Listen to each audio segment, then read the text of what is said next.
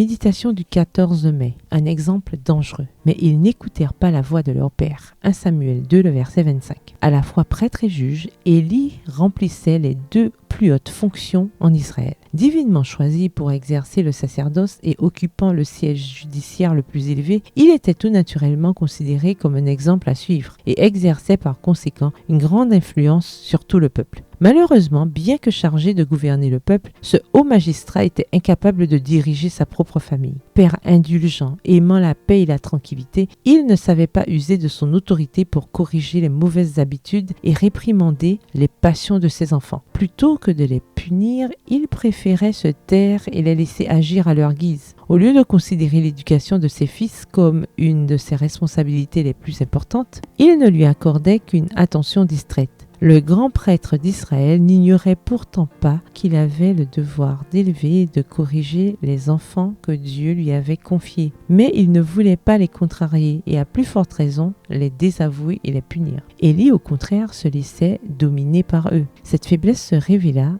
dans la perversité et l'inconduite de ces jeunes gens qui semblaient ignorer Dieu et sa loi. Familiarisés dès leur enfance avec le sanctuaire, au lieu d'en devenir plus respectueux, ils perdaient complètement de vue son caractère sacré et sa signification. Le service divin, pour eux, était une chose profane, leur père n'ayant jamais réprimé leur irrévérence envers son autorité, pas plus que leur manque de respect à l'égard des solennelles cérémonies du sanctuaire. L'âge mûr les trouvait pétris de scepticisme et d'insolence. Il n'y a pas plus grand malheur pour une famille que l'insubordination des enfants envers leurs parents. Quand ceux-ci se soumettent à tous leurs désirs et leur permettent des choses défendues, les enfants perdent bientôt tout respect pour l'autorité paternelle comme pour l'autorité de Dieu et des hommes. Ils tombent dans les filets de Satan. Texte tiré du livre Patriarches et prophètes, au chapitre 56, aux pages 559 à 562. Bonne journée, que l'Éternel vous bénisse.